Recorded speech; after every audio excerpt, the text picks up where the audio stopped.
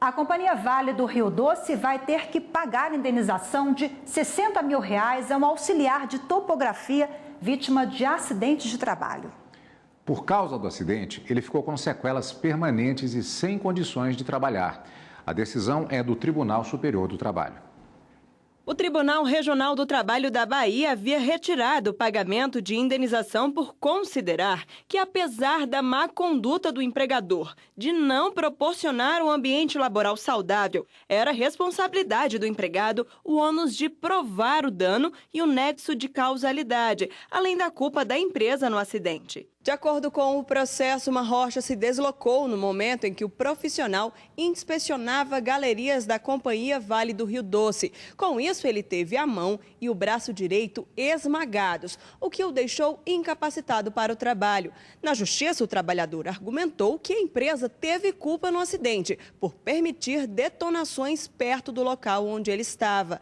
Já a Vale afirmou que a culpa era do trabalhador, que não verificou se o local era seguro para a vistoria. O caso chegou ao Tribunal Superior do Trabalho. O relator na terceira turma, ministro Alexandre Agra Belmonte, entendeu que ficou configurada a existência de danos morais em razão do acidente, uma vez que o trabalhador ficou com sequelas permanentes. Além disso, o ministro ainda ressaltou que a jurisprudência trabalhista entende que a configuração do dano moral não depende de comprovação da existência, sendo presumida a ocorrência do fato danoso. Por unanimidade, a terceira turma aceitou o recurso e restabeleceu a sentença em relação à indenização por danos morais.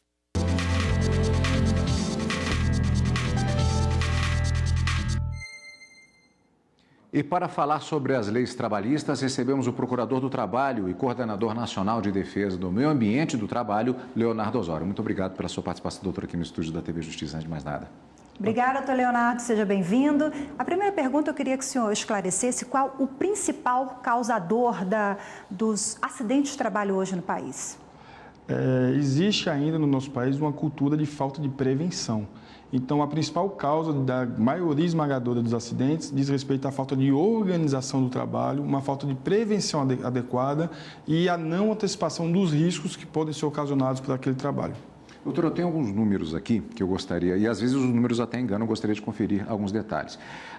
Entre 2012 e 2017, a Previdência gastou mais de 26 bilhões de reais com pagamento de auxílios-doença, aposentadorias por invalidez, auxílios acidentes, pensões por morte de trabalhadores. Este ano, os gastos já ultrapassam 1 bilhão. Esses números indicam que o país gasta muito com esse tipo de situação?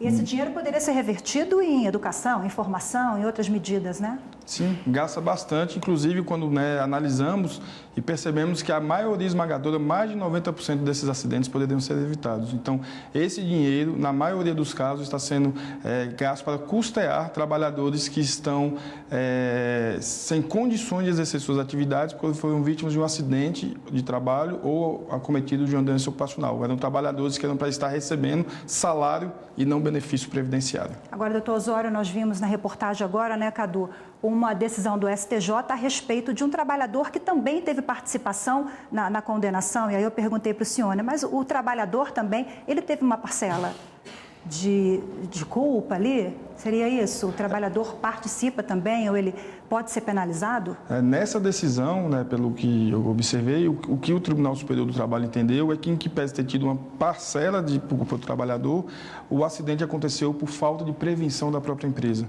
Então, é muito comum nos processos que estão sendo discutidos junto à Justiça do Trabalho que as empresas procurem colocar essa culpa de uma forma exclusiva no trabalhador para não serem obrigadas, não serem condenadas pelo Poder Judiciário a pagar as indenizações que são devidas porque elas não adotaram as medidas adequadas de proteção.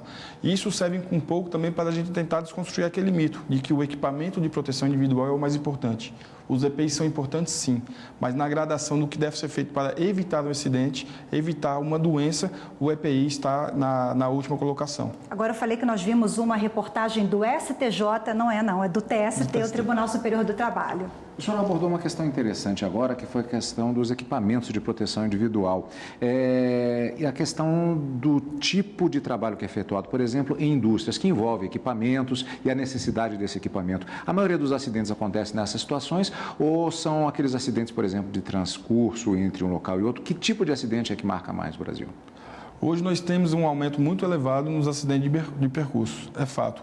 Mas temos tido muitos acidentes em indústrias, por exemplo, muitos acidentes relacionados à má utilização de máquinas e equipamentos, máquinas que estão obsoletas, que não estão adequadas àquilo que determina a norma regulamentadora número 12 do Ministério do Trabalho e Emprego, mas que foi construída através de uma discussão tripartite. Poder Executivo, Ministério do Trabalho e Emprego, trabalhadores e empregadores.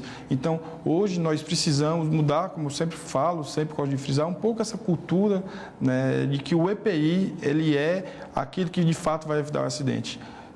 Todo o trabalho tem que ser analisado, tem que ser feito um programa de prevenção para ver se é necessário algum tipo de equipamento de proteção individual. Caso necessário, ele tem que ser utilizado, mas temos sempre que ter em mente que o que as empresas têm que fazer é investir em organização, prevenção e, no caso, nos equipamentos de proteção coletiva, não nos equipamentos de proteção individual. Agora, doutor Osório, o MPT ele tem alguma sugestão para minimizar esses acidentes com equipamentos, com máquina?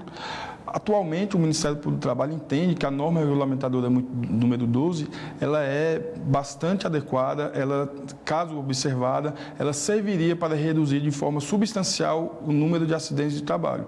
Agora, infelizmente, é uma norma que tem sofrido ataques de alguns setores da sociedade, né? Eu vou falar aqui, por exemplo, na agenda política da CNI, consta como um dos grandes pontos que a CNI tem que discutir esse ano, a discussão sobre a NR12.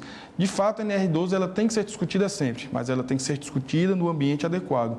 Existe uma comissão trabalhista permanente da NR12, no âmbito do Ministério do Trabalho e Emprego, com a participação de empregados e empregadores, discutindo as adequações dessa norma. Então, a adequação sempre é necessária, sempre é adequada, mas não podemos nunca falar em suspensão, em sustação, como tem sido ventilado, por exemplo, no Congresso Nacional.